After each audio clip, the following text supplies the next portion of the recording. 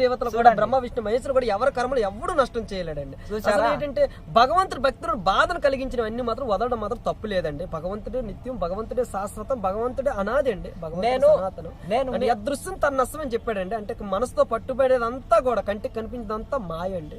కేవలం అసలు అంటే అభేద దర్శనం జ్ఞానం, భేదభావాన్ని రహితం అవడానికి కారణాలన్నీ వదులుకోవాలండి. భేదభావం రహితం, అసలు భేదభావం కారణమే భావన రుణం అని గుర్తించి భావన రుణం విడుదల అవ్వాలంటే మాత్రం రుణం నిండి వచ్చిన వాళ్ళందరినీ వదిలేయాలి స్వామి.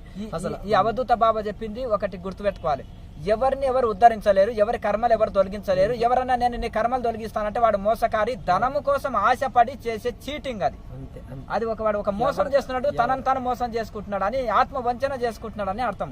ఎవరి కర్మలు ఎవరు తీసేయలేడు, ఎవరికి ఎవరు మోక్షం కలిగించలేడు, ఎవరికి ఎవరు ఇది చేసేది. ఇది అవధూత సిద్ధాంతం. ఎవరు మోక్షం ఎవరు ఇచ్చేది పుచ్చుకునేది కాదండి. మోహక్షేమే మోక్షం. మోహాన కారణం భావన రుణం వల్ల మమత ఏర్పడి మోహం వల్ల మోహం అమాయకులు మూర్ఖులు మోసం చేసేస్తారు. జై హో అవధూత మహారాజ్ కి, ఇంద్రేశ్వర దాస్ మహారాజ్ కి జై హో, జై హో, జై హో, జై జై జై జై.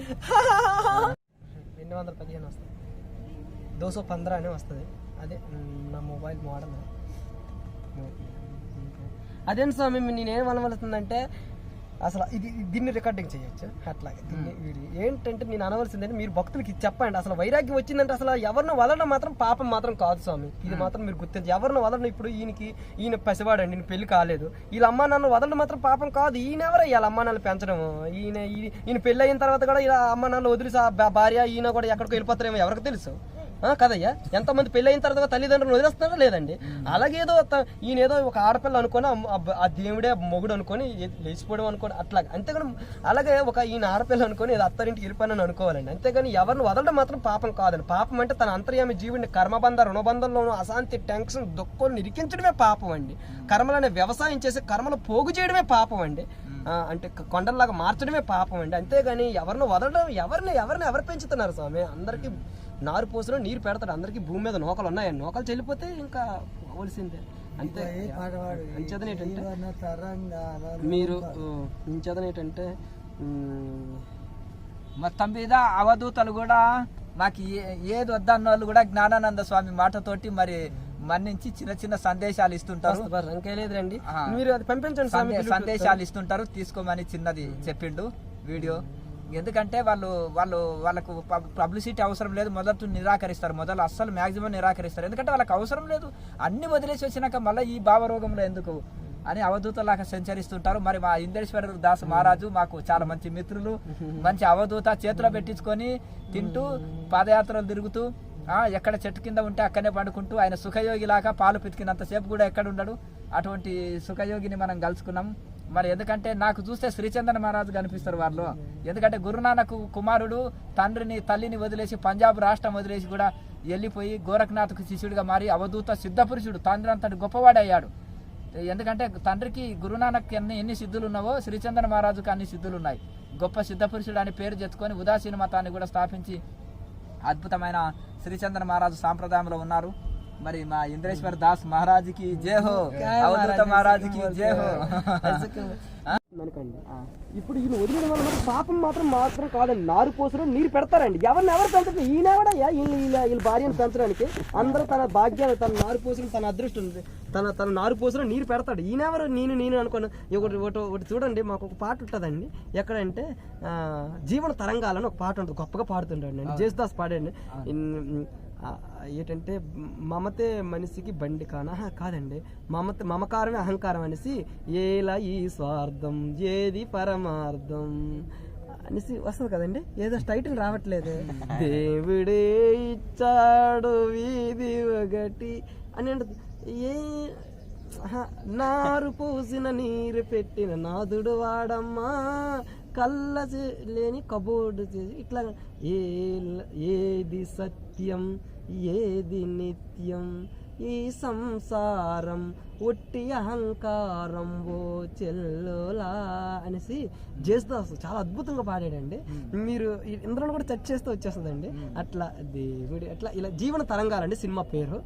అద్భుతమైన పాట అండి. ఎవరు రాశారో కానీ గొప్పవాడు గనుడే మన తెలుగుడు. అంటే ఇటువంటి పాటలు హిందీలో కూడా ఉన్నాయి. ఇలాంటిదండి. అలాగే ఇప్పుడు మీరు మాత్రం క్షమించి స్వామి, మీరు మాత్రం తప్పు మాత్రం కాదు స్వామి. ఈయన ఏంటంటే తన జీవుని కర్మబంధం రుణబంధం నిరికించడమే పాపం అని చెప్పారండి. ఎవరిలో వదిలిన పాపం కాదు స్వామి, ఎవరినో వదిలిన పాపం కాదు. ఇప్పుడు నేను స్వామి అసలు నేనైతే ఇలాగ మిమ్మల్ని పెట్టుకుంటే నేను కూడా తప్పు చేసినట్టుగా నేను జెంట్లు పోయింది స్వామి. సారీ, నన్ను మెచ్చుకుంటున్నాను కాదు, అసలు మా ఊర్లో నేను తెలివైనండి స్వామి. అట్లా మీరు అలాగ అనుకోకూడదు. నన్ను పొగుడుకున్నాడు మాత్రం మూర్ఖుడనే అంటారండి శాస్త్రాలు చెప్పారు. తాను పొడుకున్నాడు, తనకన్నా తాను పొగుడుకున్నాడు మూర్ఖుడని కూడా చెప్పేయండి శాస్త్రాలు చెప్తున్నాయండి. తనను తాను పొగుడుకున్నాడు మాత్రం జీరో, అక్కడ ఏటీ లేదని అనొచ్చింది. అట్లాగా తనను తాను పొగుడుకోకూడదు అట్లా. కానీ నేను పొగుడుకుంటున్నాను కాదండి. మీరు తెలివైనోడు కాబట్టి సంసారం అంటే పడకుండా ప్రవేశించకుండా బయట పడ్డారు. మా ఊర్లోనే నేను తెలివైనండి. మా చిన్నాన్న అంటుండోడండి, మా కుటుంబంలో ఇంత తెలివైనోడే పట్టలేదని చెప్పాడండి ఇప్పటి వరకు. అంటే మా చిన్నానంటే నాకు బాబాయ్ గారు తర్వాత మా కుటుంబంలోనూ ఇంతవరకు ఇంత తెలివైనోడే లేడు అని చెప్పాడు. తెలివైనోడు కాబట్టి సంసారంలో ప్రవేశించకుండా మరి ఇంత అంటే చాలా అన్ని విషయాల్లోనూ జనరల్ నాలెడ్జ్, చిన్నప్పటి సంది నాలెడ్జ్ ఎక్కువ ఉంది, విమర్శనాత్మకం, దేన్ని గుడ్డిగా నమ్మరు. దేన్ని ఏదైనా తగులు వచ్చినా కూడా దాన్ని ఇంత చిన్న వయసులో కూడా దాన్ని వెంటనే పరిష్కరించడం, ఇలాంటి సంసారంలో సమస్యలు వస్తాయి, పాపాలు పెంచుకోకని తగ్గించడం, ఏదో ఎవడో చెయ్యెత్తాడని మా చిన్న రగిలిపోతూ ఉండేవాడు. బ్రహ్మ విద్య వచ్చిన వాడికి బాహ్య విద్యలంతా సునాయాసం అయిపోతాయి. అయితే ఇంత మంచి వజ్రాన్ని కానీ ఒకసారి నేను పొందూరు దగ్గర అండి లైదాం అని ఒక ఊరు ఉంటే వెళ్ళిపోయాను సార్. వెళ్ళిపోతే గీతా జయంతి రోజు వెళ్ళిపోయాను సార్. మా అమ్మ అయితే అసలు 7 రోజుల వరకు అసలు అన్నమే తినలేదు సార్. పడుకునే ఉంది. నా గురించి నెలుగుతున్నారు. తర్వాత ఎలాగో నేను వేరే వాళ్ళతో ముసలిలు ఉన్నారు కదా, వాళ్ళతో చెప్తుండేవాడిని లైదాం గురించి గట్టి చెప్తుండేవాడిని. వాళ్ళు పట్టుకున్నారు. మీకేమని చెప్పాడా అంటే లైదాం గురించి గట్టి ఎక్కువ చెప్తూ ఉండేవాడు, లైదాం పోసుకుంటే ఉండొచ్చేమో తెలియదండి. వాళ్ళు లైదాం వచ్చారండి. వచ్చిన తర్వాత ఊరికి పెద్ద మనిషిని కూడా తీసుకొని వచ్చారండి. వచ్చిన తర్వాత ఒకసారి అయితే పంపించాను స్వామి. తర్వాత 2సారి వచ్చారండి. మరి వస్తేవాడికి పెద్ద మనిషి గట్ట ఇంకా స్వామీజీ అయితే మాత్రం ఈయన వస్తానంటే తీసుకెళ్ళిపోయాను, కానీ నేను మాత్రం వెళ్ళిపోమని అనలేనండి. తర్వాత ఇంకా చాలా మంది మూగిపోయారండి అక్కడ. మీరు ఒక ఆశ్రమంలో ఉన్నారు, శివానంద ఆశ్రమం, తల్లిదండ్రులు పోయి ఏడుస్తూ అక్కడికి వెళ్ళారు. శివానంద ఆశ్రమం అయితే నా తానికి వచ్చాడు, నేను పంపించలేను, మీరు వస్తే తీసుకొని వెళ్ళండి అని మీ గురువు గారు చెప్పారు, అక్కడ ఉండే స్వామీజీ చెప్పారు. అయితే స్వామి అయితే అలాగ అన్నారు, కానీ మా వాళ్ళు వచ్చిన తర్వాత అల్లాగొల్లాగా చేస్తున్నారు కదా, అల్లరి చేస్తుంటారు. మా బాబుని ఎందుకు ఉంచుకున్నారని. అలాగని కాదు, ఏడుపులు గట్ట ఉంటాయి కదా, నాటకాలు గట్ట. చాలా మంది ఆ పక్క ఇరుగు పొరుగులు గట్ట వచ్చేసారండి. అక్కడ వచ్చిన వాళ్ళందరూ కూడా మా వాళ్ళు కాసి సపోర్ట్ చేస్తున్నారు, కానీ స్వామీజీ కాసి ఎవరు సపోర్ట్ చేయట్లేదు. స్వామీజీకి ఎవరు సపోర్ట్ చేయట్లేదు. అందరూ సుందరంగా ఉన్నాడు, ఇంత చూడముచ్చటగా ఉన్నాడు, ఇంత బంతలాగా ఇంత బజ్జుగా అన్నాడు, అట్లాగా ఏముంది, ఇంటికాడ ఉండి కూడా దేవుడు మేము చేసుకోవటం లేదా? పూజలు పురస్కారాలు మేము పూజలు చేసుకోవడం లేదు, మేము దేవుడు నమ్ముకోలేదా? మేమేమైనా అసలు దేవుడే భక్తి రెండూ ఉండాలి. అంటే సంసారం ఉండాలి, భక్తి ఇట్లాగా అందరూ చెప్తూ ఉన్నారు. ఏం చేస్తాం, స్వామీజీ కూడా ఇటుక. తర్వాత ఏం చేస్తాం, మరి ఒకసారి పంపించాను స్వామి, 2సారి వచ్చేటప్పుడు పంపించలేకపోయాను, వెళ్ళిపోయాను అనుకోని. సత్యం కూడా చెప్పారు, అదే అయ్యగటం గట్టాలి. వీళ్ళ అమ్మ అండి 7 రోజులు అయిపోయింది, అంటే ఇలా భోజనం కట్ట చేయడం పడుకొని ఉన్నది, అట్లా ఇంట్లో కట్టి అక్కడ వేసిన అక్కడే ఉన్నాయి. తర్వాత అట్లాగా ఇంకా చచ్చిపోద్ది, ఇంకా వేస్ట్ అట్లా ఇదేదో మొత్తంపై నిజమే. వెళ్ళిన తర్వాత కూడా అది అబద్ధం కాదు, అంటే తర్వాత అట్లాగే కరెక్ట్గా ఉంది. తర్వాత ఇంకా కొద్ది రోజులు అన్నాను మళ్ళీ ఇంటికాడ. తర్వాత ఇంకా అప్పుడు అదే మీ అమ్మ 7 రోజులు ఆహారం తీసుకోకుండా ఉండే వరకు ఆ స్వామి జాలి చేత పంపించాడు. బహుశా ఏమో అది ఏమో ఆ బాణం పొలంలో గుచ్చేమో మనసు, ఆయన హృదయం కరిగిపోయింది. అదేనండి. అయితే నేనేం అనవలసింది ఏంటంటే మాత్రం ఇప్పుడు వీళ్ళు ఎవరికైనా పిల్లలకి మీ మాటలు విన్న తర్వాత వివేకం కానీ బుద్ధి కానీ, అంటే వివేకం ఏర్పడి జ్ఞానం కానీ కలిగి, ఈ చిన్న పిల్లలు అసలు ఇంత ఒక్క పిల్ల అయిన కూడా వదిలేడు మాత్రం పాపం కాదండి. ఎవరు అందరికీ కూడా ఈయన వదిలిసిన తర్వాత వాళ్ళు మంచి పప్పన్నం తింటారేమో, ఈయనేమో గింజానం పెడుతున్నాడేమో తెలుసా, ఇట్లాగా పప్పన్నం కూడా దొరకొచ్చండి. తర్వాత అంచేతన ఏంటంటే ఎవరిని వదలడం మాత్రం పాపం కాదు స్వామి. ఇది మీరు మాత్రం దీన్ని బాగా విచారం చేయండి. ఎవరిని వదిలేయడం పాపం కాదు. తన అంతర్యామి జీవుని కర్మలను వ్యవసాయం చేసే కర్మలు పోగు చేయడం పాపం అని తెలుగుతుంది. తన అంతర్యామి జీవుని కర్మబంధం రుణబంధంలో అశాంతి టెన్షన్ దుఃఖాలు నిరికించడమే పాపం అని మాత్రం మీరు గ్రహించాలి సార్. అంతేకాని ఎవరిని వదలడం మాత్రం పాపం కాదు సార్. శారీరకంగా అయితే వదలవాలి సార్, మానసికంగా అయితే ముందు రుణం వల్లే కదా. మానసికం అనేది ఆ మనసునైతే జాగృత చేసే భావన రుణమే కదా. మనసు ఏర్పడడం కన్నా భావన రుణం వల్లే కదా. అయితే నేను నన్ను ఎవరైనా సలహాలు అడిగితే నాయన నీకు అది రుణంలో వచ్చింది, పెళ్లి చేసుకున్నావు, సంసార జీవితంలో ఉంటూ చివరికి 60 మొత్తం వనప్రస్థ మళ్ళీ చివరికి వచ్చి నువ్వు 60 సంవత్సరాల వరకు దాని దగ్గర తాకు ఊపుతుంటూ లాకుతూ ఉండదండి. ఇలా తప్పు స్వామి, చెప్పండి నాకు కోపం వస్తుందంటే అలాగా మరి ఆడవలసి వచ్చింది. అంటే అసలు వివేకం ఎప్పుడు జ్ఞానం ఉపనిషత్తులు చెప్పాడండి. అసలు వైరాగ్యం వచ్చిన వెంటనే వదిలిపోయి చెప్పాడండి. ఏకాదశి ద్వాదశి అని లేదండి, ఏది ఎవరిని వదలు గీతలు చెప్పాడు కదా. సర్వధర్మ పరిత్యాజానికి దీని అర్థం ఏంటి స్వామి? ఏమన్నాడయ్యా? సర్వధర్మ పరిత్యాజ్యం మామే కూర్చోండి. అసలు భగవంతుడి భక్తుల బాధను కలిగించినంతా మాయని చెప్పాడండి. భగవంతుల భక్తుల బాధను కలిగించిందంతా కూడా వదులుకోమని చెప్పాడండి. ఎవరైనా అవ్వచ్చు, మా తల్లి అయినా అవ్వచ్చు, తండ్రి అయినా అవ్వచ్చు, అమ్మ నాన్న దేవుడు అన్నారు, పెళ్ళం దేవుడు అన్నారు ఎక్కడైనా. అంటే పెళ్ళానికి మొగుడైతే పతియే పరమాత్మ అని చెప్పాడు. ఏముంది ఏంటి సమాచారం? ఇప్పుడు ఈ బాబుకి పెళ్లి కాలేదు, అడవిలోకి వెళ్ళాలని ఉంది, మరి అతని పరిస్థితి సలహా ఇవ్వండి. ఈయనకి మంచి మనోబలం గట్టు ఉంటే, వీళ్ళ అమ్మ నాన్నలు చూడకని ఉంటే, ఇలా ఫోన్ కాంటాక్ట్ పెట్టుకుని వాళ్ళ గురించి సస్యశ్యామలాలు తెలుసుకుంటే మాత్రం కొంచెం ఇబ్బంది అండి స్వామి. ఈయన నెంబర్ గట్ట మార్చేయాలి, ఫోన్ పెట్టుకోవద్దని మాత్రం అన్నాం. ఈయన మాత్రం వాళ్ళు ఎలా కొన్నారో గట్ట తెలుసుకోవడం మాత్రం అంత బాగోదండి. విచ్చవిచ్చలు పొందడం వదిలిసినప్పుడు పిల్లలు ఎవరితో పోతే ఎంత ఇప్పుడు పచ్చి పరమాణాలు అయినా తింటామండి, కక్కిన తర్వాత మళ్ళీ తింటామండి స్వామి.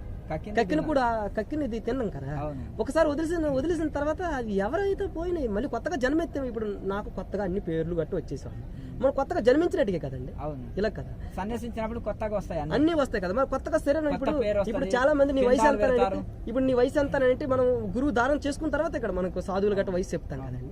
నాది 5 ఏళ్ళు అన్నాడు, ఏంటండి ముసలోడు లేకుండా 5 ఏళ్ళు అంటే 5 ఏళ్ల కింద దీక్ష తీసుకున్న ఆయన అంటాడు సాధువు. అవును, అంతే. ఇలాగే అంటే ఇప్పుడు అది అంతవరకు అదేంటంటే వేరే జన్మ ఎత్తాడు కదండి. ఈయన జ్ఞానం అనేది ఇప్పుడు ఏంటంటే ఇప్పుడు కర్మలు నష్టం చేసుకోవడంలో నిమగ్నం అయ్యింది ఇక్కడ. ఇంతకుముందు కర్మలని పోగు చేసి కర్మలని ఊబిలో ఉన్నారు కదా. కర్మలని అంచదని ఏంటంటే వైరాగ్యం వస్తే అప్పుడే సన్యాసించి అంటారు మీరు. సన్యాసం కాదు, వనానికి వెళ్ళిపోమని చెప్పండి. ముందు సన్యాసం అర్థం కాదు స్వామి. సన్యాసం అంటే సంచారం చేయడమే సన్యాసం అండి. ఈ సన్యాసం అంటే ఏంటంటే వనంలో ఉండడం ఏదో తపస్సు ముక్కు మీద కూర్చోవడం మాత్రం సన్యాసం కాదు స్వామి. అది వానప్రస్థం. అది వనానికి ప్రస్థానం చేసి వనంలో ఉండడం ఏంటంటే వానప్రస్థం. ఏకాంత వాసంలో ఉండడం ఏంటంటే వానప్రస్థం. అది వనంలో ఉండడం, ఇలా ముక్కు మీద కూర్చొని ఇది అదే సన్యాసం. వైరాగ్యం వస్తే అప్పుడు వానప్రస్థం తీసుకోవాలి. వానప్రస్థం వనానికి వెళ్ళిపోవాలని చెప్పాడు. సాధన చేసుకోవాలి ముందు, ఏదైనా మనసు పరిపక్వం చెందిన దాకా. ఇది ఏంటంటే సాధన అయితే ఇప్పుడు ఎప్పుడు వైరాగ్యం వస్తుందో అప్పుడు వనానికి వెళ్ళిపోయి మనసు పరిపక్వత స్థితి చెందిన దాకా సాధన చేసుకోవాలి. తర్వాత సంచారం చేయాలి. సన్యాసిలాగా ఇంకా అవధూత స్టేజ్ వచ్చేసి తిరుగుతూ ఎక్కడైనా అంటే సుఖ దుఃఖాలు ఓడ్చుకుంటాడు, లాభ నష్టాలు ఓడ్చుకుంటాడు. శీతోక్షణ సుఖ దుఃఖేసు మానవ ఒకే దగ్గర ఉండడు. ఎవరు అంటే ఇప్పుడు ప్రేమగా ఉన్నోళ్ళు పెట్టింది తినాలని కోరుకోడు. ఎవరన్నా ఎట్లయినా ఎప్పుడు దొరికితే అప్పుడు చేతుల్నే పెట్టించుకొని చెట్టు కిందనే జీవనం కలిసి అవధూత స్థితి వరకు ఎదుగుతాడు. ఇక మీ సిద్ధాంతం ఫైనల్ గా మా వాళ్ళకి అందరికి అర్థమైంది. జయహో ఇంద్రేశ్వర్ దాస్ మహారాజ్ కి జయహో, ఏ ఉదాసీన్ అఖాడాకి జయహో. ఈయన గురునానక్ గొప్ప గురువు. వాళ్ళ కుమారుడు పెద్ద కుమారుడు ఎవరు? శ్రీచందన్ మహారాజు. ఇంకొక ఆయన చిన్న కుమారుడు రవిచంద్ర మహారాజు. శ్రీచంద్ర మహారాజు వైరాగ్యం వచ్చేసింది, వనప్రస్థానికి వెళ్ళిపోయిండు. అక్కడ ఈయన ఎవరిని ఆయన పేరు మన నాథ్ సాంప్రదాయంలో గోరఖనాథ్ దగ్గరికి వెళ్ళారు. ఆ గోరఖనాథ్ కు శిష్యుడిగా మారిపోయాడు. మరి తండ్రి పెద్ద గురువు, గొప్ప యోగి, ఒక పంజాబ్ అంతా సిక్కులు వాళ్ళు ఉంటారు, ఆయనకంతా శిష్యులు. పంజాబ్ అంతా కూడా గురునానక్ శిష్యులు, గొప్ప సిద్ధ పురుషుడు కూడా. కానీ ఈయన రుణబంధం ఇక్కడ ఉన్నది గోరఖనాథ్ దగ్గర. మీతో ఒక ఫోటో తీసుకొని నా బ్లూటూత్ తోనే నా మొబైల్ పంపించమని చెప్పండి. ఆ దగ్గర ఒకసారి బ్లూటూత్ తెరిస్తే నా మొబైల్ తో రాదు సార్ ఫోటో. తర్వాత అయితే పంపిస్తాను. అయితే ఇక్కడ ఈ విధంగా మరి ఇట్లా ఉన్నాడు కాబట్టి కలిసి ఆయన ఒక అవధూత స్టేజ్ వరకు ఎదిగిండు కదా. ఆయన పేరు శ్రీచందన మహారాజు, బాలబ్రహ్మచారి. ఎట్లనో ఈ స్వామీజీ కూడా బాలబ్రహ్మచారి కనుక, యోగీశ్వరుడు కనుక ఇక చక్కగా తిరుగుతూ ఆంధ్రలో విజయనగరం జిల్లాలో కదా, విజయనగరం జిల్లాలో పుట్టి తిరుగుతూ భారతదేశం అంతా పాదయాత్రలు తిరుగుతూ చేతులనే పెట్టించుకొని చెట్టు కిందనే పండుకొని చేతులు పెట్టించుకొని తినడం, ఒక పూట చెట్టు కిందనే పడుకోవడం, ఈ భావరోగం తొలగించుకొని అవధూత వృత్తిలో ఉన్నారు. అవధూతలు అందరూ అవధూతలనే కావాలని కోరుకుంటారు కనుక అయిపోయిందండి. స్వామి ఒకసారి ఫోటో బాగా తీయండి ఇద్దరు.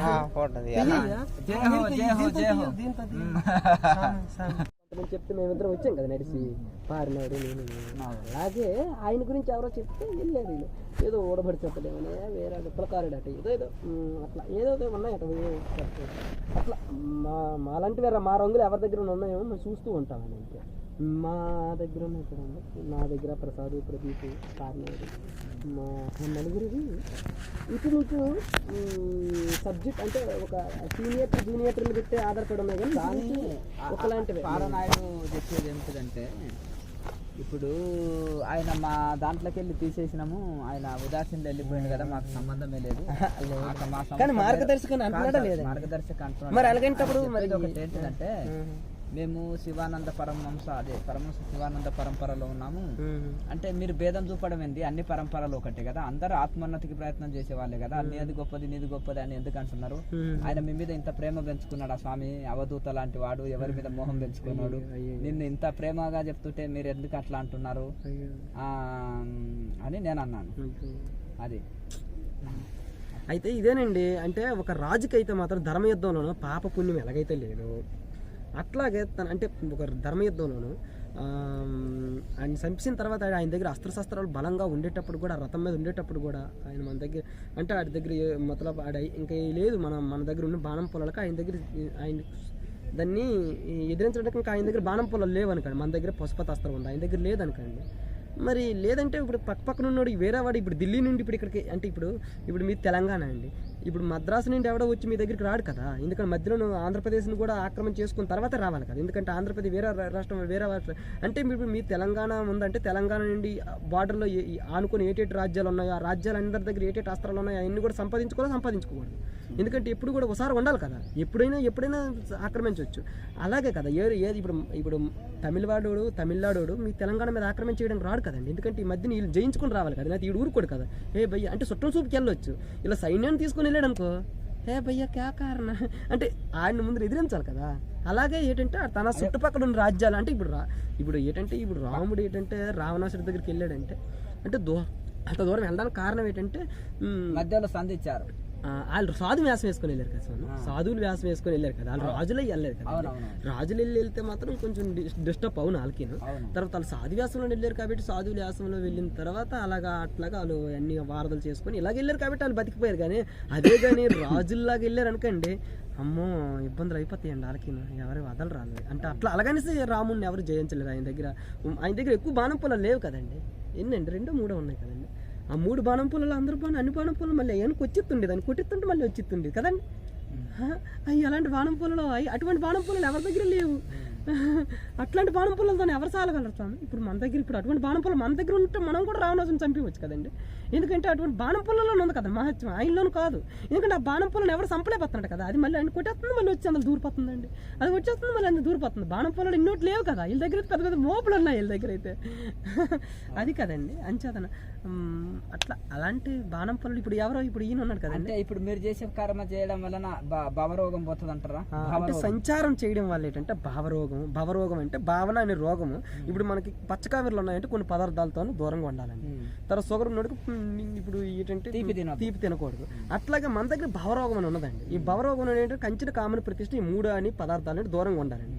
ప్రతిష్ఠుడు దూరంగా ఉండాలి సంచారం చేయాలి కదండి, ప్రతిష్ఠుడు దూరంగా ఉండాలంటే సంచారం చేయాలి కదా. అంటే ఈ భవరోగం నుండి విడుదల అవ్వాలంటే మాత్రం కంచని అంటే డబ్బుకి దూరంగా ఉండాలి, డబ్బు పెట్టుకోకూడదు. కామని అంటే ఆడదానికి దూరంగా ఉండాలి, ప్రతిష్ఠ అంటే మాన సమ్మానానికి దూరంగా ఉండాలి. కంచెన కామని ప్రతిష్ఠే కదా జీవుని బంధించేవి. మరి అంటే షుగర్కి హేతువుని చేసేది పంచదార అయితే పచ్చకామీర మందు అయితే పెట్టాలి. ఈ మందు అయితే మాత్రం ఈ పత్తాలు వహిస్తూ పత్తాలు అంటే 3 పత్తాలు ఉన్నాయి కదండి, కంచె ప్రతిష్ఠలు 3 పత్తాలు ఉంటూ కూడా సంచారం అనే ఒక రంగు మందు కూడా పెట్టాలండి. మరి సంచారం అనే మందు పెట్టకపోతే మరి ఇంకా అవ్వదు కదా. అట్లా మన పత్తాలకి మనం కంట్రోల్ పెట్టలేం కదండి పత్తాలకి. అది మనం ఇప్పుడు మీరే ఉన్నారండి, షుగర్ ఉన్నది మిఠాయి కొట్టులో ఉన్నారనుకోండి, అదే షుగర్ అంటే అది ఇప్పుడు మనం షుగర్ తినుకుంటా అంటే మనం మిఠాయి తినుకుంటా మీరు మిఠాయి తినకండి షుగర్ ఇస్తుంది అంటే బాగోదు, అదే మీరు చెప్పేది. అదే భవరోగం అనేది ఒక భావన అనేది రోగం ఉన్నది. ఈ భవరోగం నుండి బయటపడాలి అంటే మాత్రం సంచారం. ఇంకొకటి మరో మార్గం లేదు స్వామి, ఇంకా ఇంకొక మార్గం లేదండి. భగవద్గీతలో కృష్ణ పరమాత్మ నిష్కామ కర్మ చెప్పాడు కదా, మరి ఆ నిష్కామ కర్మ ఎట్లా సాధ్యమవుతుంది? నిష్కామ అండి, నిష్ఫల కర్మ అండి. ఫలితవరాని పని అంటే మాత్రం నిష్ఫల కర్మ, ఫలితవరాని పని అండి. ఫలితవరాని పని, ఈ ఫలితవరాని పని అంటే మాత్రం ఇదేనండి. అంటే ఫలితం అంటే మాన బడాయి ప్రతిష్ట, మిత్రులు, ధనము, మంచి మర్యాద, గౌరవం, భావన, భయ, భక్తి, ఇటుకలు, రాయిలు, సిమెంట్లు ఏవి కూడా ఫలితం రాకూడదు. సమాజం మరి ఎట్లా ఈ సమాజం అంటే ఈ సమాజం ఎవరు బాగు చేయలేడు స్వామి. ఎవడు వీళ్ళు మీరు బాగు చేస్తున్నారా? వీళ్ళకి ఏదో ఒక రంగు అంటించారు స్వామి. రాముడు అనే రంగు అంటించారు. రాముడు రామ అంటే ఏమైనా జీవుడికి కర్మ నష్టం అవుతాయి. రాముడు రంగు అంటించి ఆడ పొట్ట పోషించుకోవడం కాడ ఒక రకమైన ఒక దుకాణాన్ని తెప్పించాడు. వ్యవసాయం జరగాలి కదా, ఫోన్ చేయాలి కదా, అందరూ బట్టలు కట్టుకోవాలి కదా, చెప్పులు తొడుకోవాలి కదా, ఇప్పుడు వాన వస్తే గొడుగు పట్టుకోవాలి కదా, కనీసం ఉండాలి, ఓ ఇల్లు అయితే ఉండాలి కదా గృహస్థులకు. ఎందుకు? ఇది కర్మతోటే కదా జరిగేది. అంటే ఇప్పుడు చూడండి, నాలాగా అందరూ అవ్వలేరు స్వామి. అవును. ఎందుకు అవ్వలేరు అంటే రుణం గొప్ప బలమైంది స్వామి. ఇప్పుడు మీరు చెప్తున్నాను కదా, ఈ సంసారం చెప్పుతూ కొడుతుంటారు స్వామి. వీళ్ళలోనే అడగండి, వీళ్ళు నలుగురిలోను ఏ కయ్యాలు గంపలు ఉంటారు స్వామి, క్రికెట్ ఆడించేస్తుంటారు. ఎన్నాళ్ళు తింటారు, అరే ఎదవా, అరే గుల్లిగా తిన్నది ఇంకా చావు పుట్టు ఎన్నారా సావా ఇట్లా స్వామి. అబద్ధాలు ఆడకు స్వామి. మీ ఇరుగు పొరుగులోనే ఎంతో మంది గయ్యాలు గంపలు ఉన్నారు. ఎంతమంది సెకండ్ సెటప్లు కూడా ఉండేవంటారండి. ఈయన అబద్ధాలు ఆడుతున్నాడండి. ఊరుకోవయ్యాను కాముగా. అసలు ఈ పెద్దలా చెప్తాను, హాడదాయి పతివ్రత అవ్వలేదని చెప్తుంటే ఎంగిల్ అయిపోయి వస్తున్నారు. అసలు ఒట్టేసుకుని అసలు DNA టెస్ట్ అని ఒక టెస్ట్ ఉందండి, స్వామికి తెలుసు. ఆ టెస్ట్ కానీ చేసేవంటే మాత్రం నీకు డబ్బులు ఇస్తాను, నువ్వు సాధువు అయిపోతావా చెప్పు. మీ ఆవిడకి నువ్వు టెస్ట్ చేస్తావా? నేను డబ్బులు నేను పెడతాను స్వామి. ఏం మాట్లాడుతున్నావు? నిజం మాట్లాడే ఎవరు లేరయ్యా.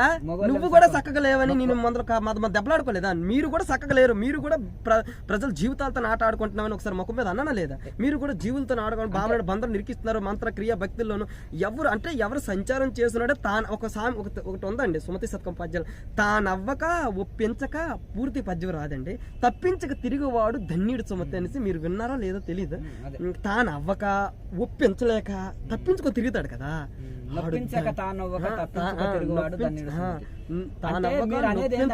మీరు ఇక్కడ ప్రతి ఒక్కరి మఠాధిపతులని ఆశ్రమాలని వీళ్ళందరూ కూడా ఫ్యాక్టరీలు స్వామి. ఒక్క నిమిషం, ఎట్లా తప్పు పడుతున్నారంటే మేను వీళ్ళు అంటే ఇవన్నీ మీ దృష్టిలో అవధూత వృత్తిలో మఠాలు కట్టడము, ఆశ్రమాలు కట్టడము, శిష్యులను తయారు చేయడం, శిక్షణలు ఇవ్వడము, ట్రైనింగ్లు ఇవ్వడము, ఈ జప ధ్యానం యోగములు ఇవన్నీ చెప్పడము, ఇంకేదన్నా ఆధ్యాత్మిక శిక్షణలు ఇవ్వడం అనేది మీ దృష్టిలో అది.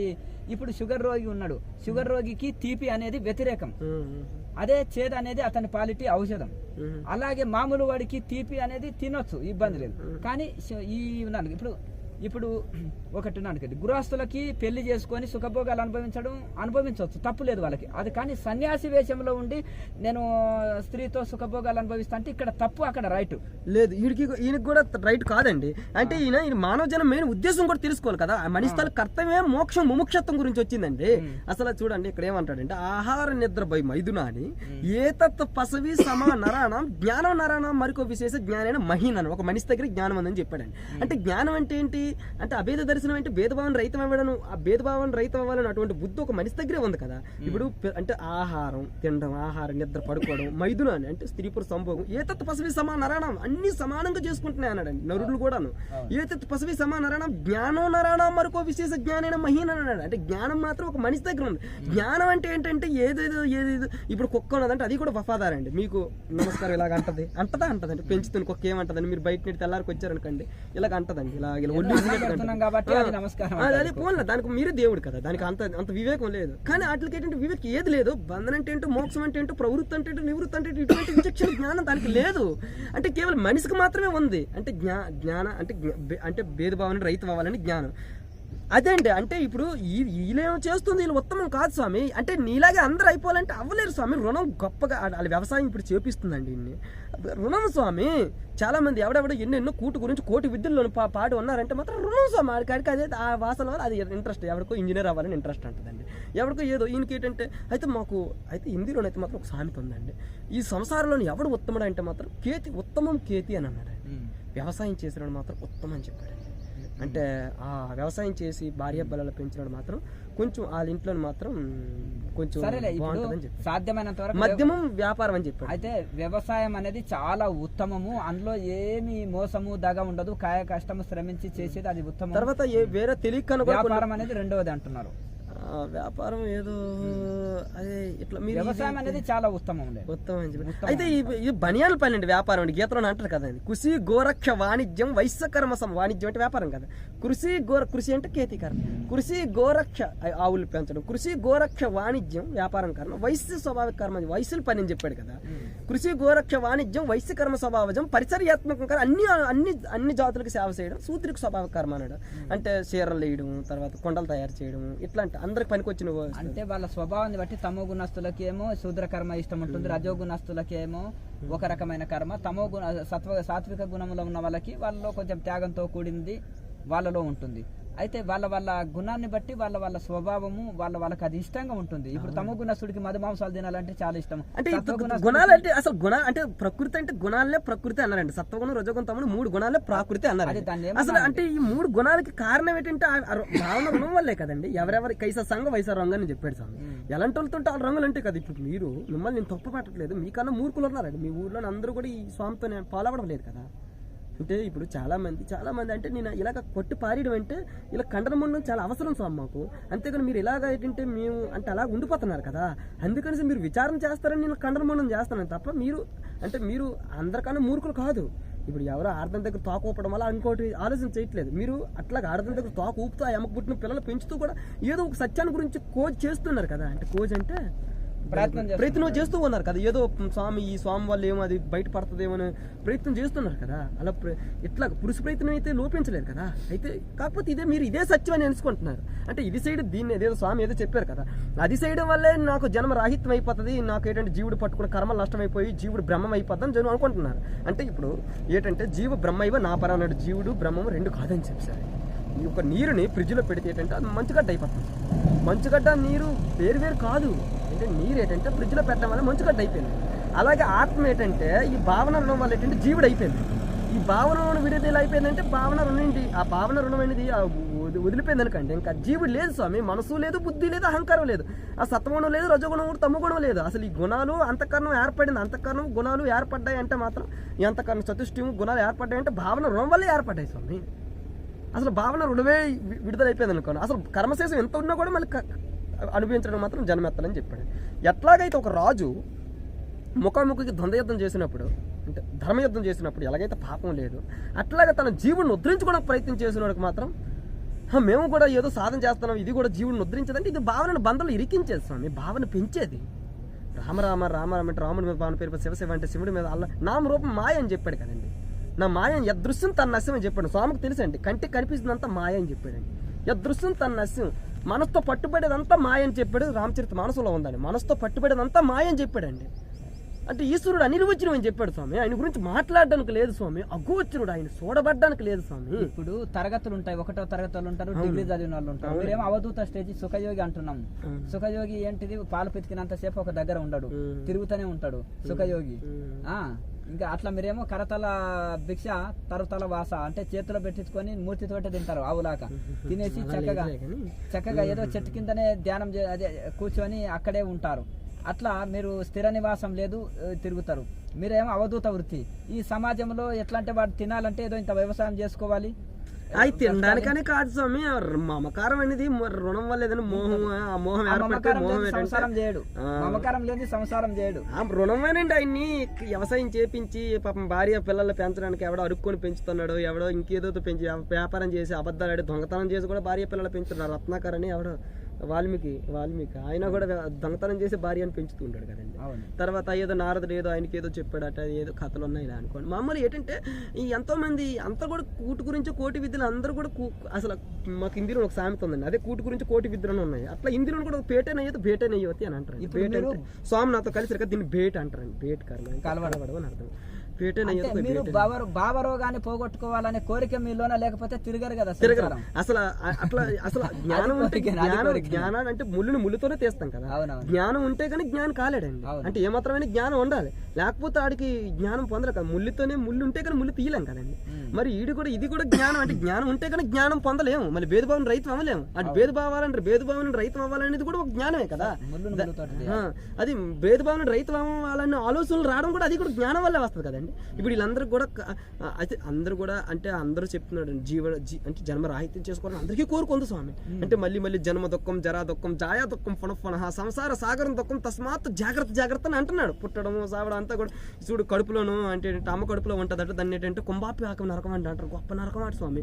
తర్వాత ఇందులో నుండి అంటే జీవుడు బయటకు వస్తాడు కదండి, వచ్చిస్తుంటప్పుడు అంటే ఆ ముసలితనం అంటే ముసలితనం ఎప్పుడైనా ఎవడైనా చచ్చిపోయేటప్పుడు ఇక్కడికి ఇరిసేస్తే ఎంత నొప్పి వస్తుందో అలాగే ఎముకలు ఇరిసినంత అంత పీడ వస్తుందటండి, అంత నొప్పి ఉంటుంది అనేసి ఎవరో చెప్తున్నారండి. ఎవరు త్రికాల దర్శనం ఎవరో చెప్పారు స్వామి. అంటే మనం అయితే చెప్పలేము కదా, ఎందుకంటే మనం ఇప్పుడు నేనే నా శరీరం ఇప్పుడు ఒక గంటలో నిడిచిపెడుతున్నాను నేను చెప్పలేను కదా, ఎందుకంటే అంత నొప్పి అంటండి. మీరు విన్నారు స్వామి అది? అదే 1000 తేళ్లు కుట్టినట్టు 1000 పాములు కుట్టినట్టు దుఃఖం ఉంటుంది చనిపోయే ముందు అని భాగవతంలో చెప్పబడ్డా. అలాగే ఎట్లాగేంటంటే కుంభపాక నరకం అంటే కడుపులో ఉండేటప్పుడు కూడా గొప్ప నరకం. అదే జన్మించేటప్పుడు కూడా కుంభపాక నరకం లాగా ఈ యొక్క మలపుత్ర తిత్తి అది ఒక ఉడుకు ఆయనకి కూడా తెలియదు స్వామి. లేదు స్వామి ఇది కాదు స్వామి. అంటే లోపు ఉండేటప్పుడు మాత్రం ఇది ఆయనకు మలమూత్రాలు గట్టి ఏవి తెలియదు స్వామి. ఆయనకి అది ఏంటి ఇది కంపు గట్ట అందులో ఏంటంటే జింకలాగా ఉంది బంకలాగా ఉంది ఏవి తెలియదటండి శిష్యుడికి. కాకపోతే ఆయనకి ఏంటంటే ఒకటి ఇది మాత్రం తెలుసటండి. ఏడు తెలుసట ఆయనకి జన్మలు మాత్రం గుర్తుకొస్తున్నాయటండి. అందులో జన్మల్లోనూ చేసినవి కొన్ని అనర్థాలు చేయడం కర్మలని శేషాలు ఉన్నాయి కదా, కర్మలన్నీ మాత్రం ఒక్కరిపెక్కర చేస్తూ ఉంటుందటండి. ఇప్పుడు ఒక మనిషిని తాడు కట్టేసి అంటే ఎండలోని పడేస్తాం అనుకోండి, ఎలాగండి ఆయన ఇలాగ బాగా అయ్యి భగవంతుడు నన్ను అంటే ఇట్లాగా. అలాగే ఈయన కూడా ఆ కడుపులో ఉన్నట్టంటే ఆ జీవుడు శరీరంతో కాదు కదా, జీవుడే కదా అల్లాడిపోయింది. శరీరం ఎంత చిన్నదైనా కూడా దానికి ఏముందండి, జీవుడైతే జీవుడే కదా. మనసు అయితే ఎంత ముసలోడిదా మనసు పెద్దోడికైనా అంత మనసు, చిన్నోడికైనా అంత మనసు. కాకపోతే శరీరం వల్ల ఏంటంటే ఆయనకి అదే దానికి యోగ్యత పెట్టి దానికి అది చేయలేదు. అయితే అందులో ఏంటంటే ఇలాగ అల్లాడిపోయి ఏగిపోతుంటారు. ఇలాంటి పనులు చేసిన అవన్నీ జ్ఞాపకం వస్తూ ఉంటాయి, స్మరణకు వచ్చి ఇలాగ ఎల్లాడిపోయి ఏగిపోతూ ఉంటాడట. అరే పశ్చాత్తాపం పడుతూ ఉంటాడు. సెంపలు వేసుకొని అంటే ఆ మనసుతో మానసికంగా సెంపలు వేసుకుంటాడట. అంటే ఇలా కాదు, అట్లా మానసికంగా సెంపలు వేసుకొని తప్పు అరే హే భగవాన్ మేరకు బార్ నికాలో మే ఐసా గల్తీ కభీ నీ అని నన్ను బయటకు తీసుకెళ్ళి నేను మాత్రం ఇంకా జీవుని ఉద్ధరించుకోవడం మాత్రమే బతుకుతాను, జీవుడికి మాత్రం నాశనం చేసే పనులు అయితే చేయను. హిందీ మాట్లాడుతుంటే తెలుగు వాళ్ళు అనుకోరు, చాలా స్పష్టంగా మాట్లాడతారు కదా. అదండి మరి ఏంటంటే మానవ జనం మెయిన్ ఉద్దేశం మోక్షత్వం అని చెప్పి మోక్షం అని చెప్పాడండి. మోక్షమే మోక్షం అండి. మోహం నుండి విడుదల అవ్వడం మోక్షం. మోహం నుండి విడుదల అవ్వాలంటే మాత్రం అదే భావన రుణం నుండి విడుదల అవ్వాలి. అంటే భావన రుణం వల్ల మోమంత ఏర్పడింది కదా, ఈ భావన నుండి విడుదల అవ్వాలంటే మాత్రం సంచారం కన్నా ఇంకో మార్గం లేదు స్వామి. ఎంతమంది అయినా ఈ లాస్ట్కి ఏంటంటే మనసుని ముందు వనానికి వెళ్ళిపోవాలి స్వామి. రుణం వల్ల వచ్చిన మాత్రం వాళ్ళు ముట్టుకుని నీళ్ళు తాకూడదండి. ఇప్పుడు స్వామి ఏమైనా తీసుకున్నారో లేదో తెలియదండి. ప్రతి ఒడు సన్యాసి అండి ఇక ఏంటంటే పిండ ప్రధానం అనేది చేస్తుంటారు. ఇది ద్వైతం స్వామి, అద్వైతం కాదు.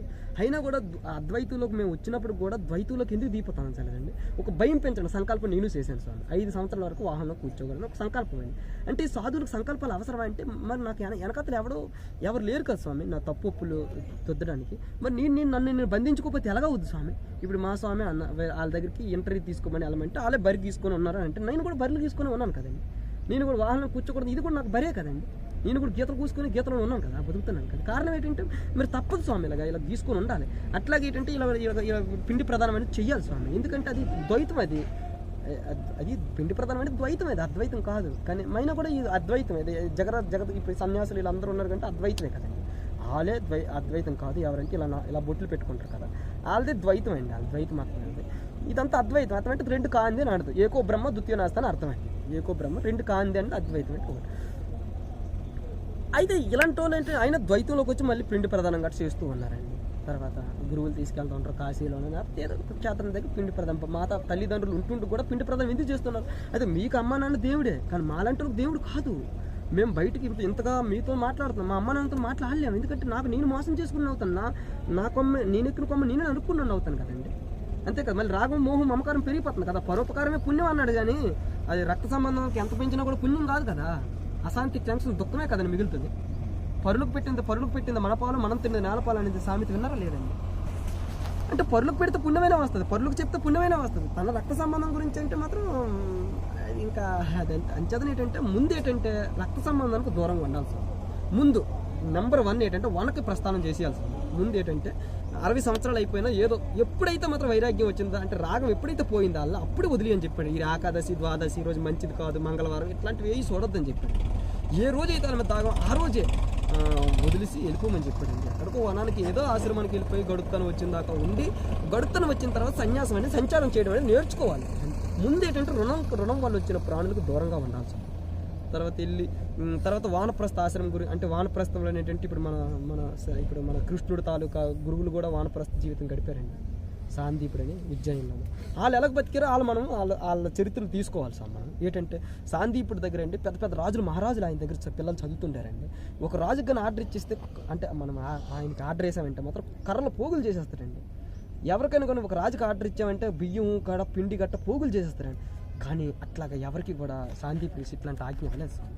రాజులు మహారాజులు పిల్లలు ఇంకా రోజుకి పిల్లలు తెల్లారండి బియ్యం భిక్షాటనకు పంపిస్తుంటారండి. తర్వాత మధ్యాహ్నం కంచేపు అంటే మా ఉపనిషత్తులు అధ్యయనం అవుతుంది. సాయంత్రం మళ్ళీ 4 మళ్ళీ కర్రలకు కొట్టని పంపిస్తున్నారండి. కర్రలకి పిండికి ఆ గురువు అమ్మ ఏంటంటే వంట చేస్తూ ఉండేది. కారణం ఏంటి? మనం ఒకరితోనే మనం ఒకరి సంపత్తితోనే మనం బతికేమంటే వాళ్ళకి మనం బుద్ధి తాకట్టు అయిపోద్ది కదా. తర్వాత తను ఈయన కర్తవ్యకారం మరిచిపోతుంది కదా. అంచదన ఏంటంటే ఈయన భిక్షాటన చేసి ఏం తక్కువ సామాను. ఆ రోజుల్లోనైతే మాత్రం ఇటువంటి వాళ్ళు రాజులు మహారాజులు పిల్లలకి విద్యని అభ్యసిస్తున్నారంటే వాళ్ళకి ఎంత గౌరవం ఉంటుందండి, ఎంత రెస్పెక్ట్ ఉంటుంది స్వామి. అయినా కూడా వాళ్ళు ఇటు చూడు పిల్లలు భిక్షాటన పంపిస్తున్నారు స్వామి, కర్రలు కొట్టడానికి పంపిస్తున్నారు సాయంత్రం. కారణం ఏంటి? ఇంత అంటే ఒకరికి బుద్ధి తాకట్టావకాన్ని ఉంచడానికి వాళ్ళ పవిత్రని. ఇప్పుడు ఏంటంటే ఇప్పుడు మన దగ్గర స్వామి దగ్గరికి వస్తున్నారండి చాలామంది. వాళ్ళు నిలబడలేకపోతున్నారు స్వామి, పారిపోతున్నారు, ఏదో మాయలో పడిపోతున్నారు. కారణం ఏంటి? ఆ ధనం న్యాయార్జితమైన ధనం కాదు స్వామి, భిక్షాటనమైన ధనం కాదు. న్యాయార్జిత అంటే ఒక పిడికిడి బియ్యం స్వీకరించి అలాంటిది కరగేసుకొని తిన్నది అయితే బుద్ధి కొంచెం శుద్ధంగా ఉంటుంది, కొంచెం వివేకంగా ఉంటుంది. ఈ వివేకం కోల్పోవడం కారణం ఏంటంటే ఎవడో ఒకడు ఒక కాడ ఉన్నామంటే కుట్టేవారు వేసేసుకొని ఉన్నట్టు ఎవడో కూడా వస్తాడు, మీలాంటి దాత వస్తాడు. బాబాజీ ఆటా కా ఖర్చు పూరా మేహీ భరుంగా అంటే మీకు పిండి ఎంత కావాలో అంత నేనే. ఇప్పుడు మా ప్రదీప్ ప్రసాదాలు ఉన్నారండి, వాళ్ళకి సిలిండర్ ఖర్చు ఒక ఆయన భరించడానికి మాత్రం మొన్న వచ్చాడండి. మా స్వామి మీకు సిలిండర్లు ఎంత ఖర్చు అవుతుందంటే గ్యాస్ సిలిండర్లు అవి నేనే ఇడిపించి ఇచ్చేస్తానండి, మీరు ఫోన్ చేస్తే చాలా అన్నాడండి. తర్వాత ఒక ఆయన వచ్చాడంటే బియ్యం ఖర్చు నేను భరిస్తానని చెప్పాడు. మీకు ఏ క్వాలిటీ బియ్యం కావాలంటే ఆ క్వాలిటీ నేను భరిస్తాను. చూడండి అంటే ఒక 6 నెలల వరకు అయితే ఇబ్బందులు ఇచ్చాయండి. 6 నెలల వరకు అయితే మాత్రం ఊర్లోకి వెళ్ళడం, వేరే వాళ్ళతో అడగడం ఇలా జరిగిందండి. ఆ తర్వాత 6 నెలలు దాటింది, ఇలాంటినే ఇంకా ఇలా చాలామంది ప్రచారం అయిపోయింది. స్వామి ఇలాగా మీరు వీళ్ళు భిక్షాటన చేయట్లేదు, వీళ్ళకి ఏంటంటే ఇలా ఏదో కూర్చుంటారా, అవి ఏదో చేస్తుంటారట, అలా ఏదో కూర్చుంటూ అంటారట, అది ఏదో చెప్తున్నా. అదే నేను అలాగే కూర్చుంటాను, స్వామికి తెలుసులే. కానీ అదే మళ్ళీ మనం అది వదిలిసిన పిల్లలు ఎవరితో పోతే మనకి ఏడు. కానీ అదే దాని గురించి అయితే మనకి ఇప్పుడు ఏమీ లేదండి, మనం వదిలిసేంతండి. అయితే నేను అలా అన్నాను మేము స్వామితో, ఇది సిద్ధ విద్యార్థి కాదండి, మేము ఆయన్ని తీసేసామని అండి. అదే నేను సిద్ధ విద్యార్థం కాదు అంటే ఒకప్పుడు దాన్ని నమ్ముకున్నాను. అయితే నేను దాన్ని నిందించడం అయితే లేదు. అయితే నన్ను అయితే మాత్రం చెడిపోకన్నా పడిపోకన్నా పట్టుకొని అయితే మాత్రం ఉంచిందండి. ఒకవేళ ఆ టైంలో ఎవడైనా నా దగ్గరకు వచ్చి ఇలా సంచారం చేయమని చెప్తే మాత్రం నేను అప్పుడు సంచారం చేయలేను, ఎందుకంటే నా దగ్గర అంత గడుపుతనం కూడా లేదు. నేను చిన్నపిల్లాడిని, పసివాడిని, అంత తెలియదు నాకు, ఎవరు ప్రతి పిరికితనం కూడా ఉండేది. ఒక ఆశ్రమంలో మాత్రం బతకడం మాత్రమే వచ్చేప్పుడు, అంతేగాని ఇలాగా రోడ్ల మీద పడుకోవడం, ఇలాగా హోటల్ కాడికి వెళ్ళి అన్నం అడుక్కోవడం ఇలాంటివి మనకు రాదు. అంటే ఇప్పుడు మనకు అది అంతవరకు మనకు సురక్షితంగా పెట్టి బతికించింది. ఇప్పుడు మనకు గడుపుతనం వచ్చింది, మనకు వయసు పెరిగింది కాబట్టి గడుపుతనం వచ్చింది కాబట్టి నలుగురు ఇప్పుడు నాకు తెలుసు మాట్లాడడం, ఒకవేళ ఏది కూడా దొరకపోయినా కూడా మనం దూరం గెలిపి పొలంలో పడుకోవడం కూడా మనం అంత డేరింగ్ వచ్చింది. అంటే మీరు ఇప్పుడు యాత్రలో ఏదైనా చెట్టు ఉంటే చెట్ల కింద ఏమో పడుకోనండి, ఎప్పుడును డివైడర్ మీద పడుకుంటున్నాను, 2 రోడ్ల మధ్య డివైడర్ మీద. ఓహో, 2 రోడ్ల మధ్యలో డివైడర్ ఉంటారు హైవేల మీద. దోమలు కరిసిస్తాయి, విపరీతమైన దోమలు ఉన్నాయి మీకు. ఇప్పుడు డివైడర్ అంటే హైవే మీద మధ్యలో డివైడర్ ఉంటది, ఇక్కడ రోడ్డు ఇక్కడ రోడ్డు, ఆ మధ్యలో పండుకుంటారా మీరు? చెట్ల మధ్యలో. చెట్లు ఏం పెద్ద కాస్ట్ చెట్లు కాదు, మంచు కూడా కాయవయ్యి, మంచు పడుతూ ఉంటది. డివైడర్ మీదనే పడుకుంటారు, ఇక్కడ రోడ్డు ఇక్కడ రోడ్డు. వర్షం పడితే ఆ బిజ్జి ఉంటదండి, ఇల్లులాగే ఉంటది, పైప్ కాదు. ఈ రోజుల్లో ఇప్పుడు NH రోడ్లు ఉన్నాయి కదా, అట్లకి పైపులు వేయడం లేదు. స్టేట్ రోడ్లకి అయితే పైపులు వేస్తున్నారు ఇలా రౌండ్ గున్నది, ఇలాగ ఉంటదండి.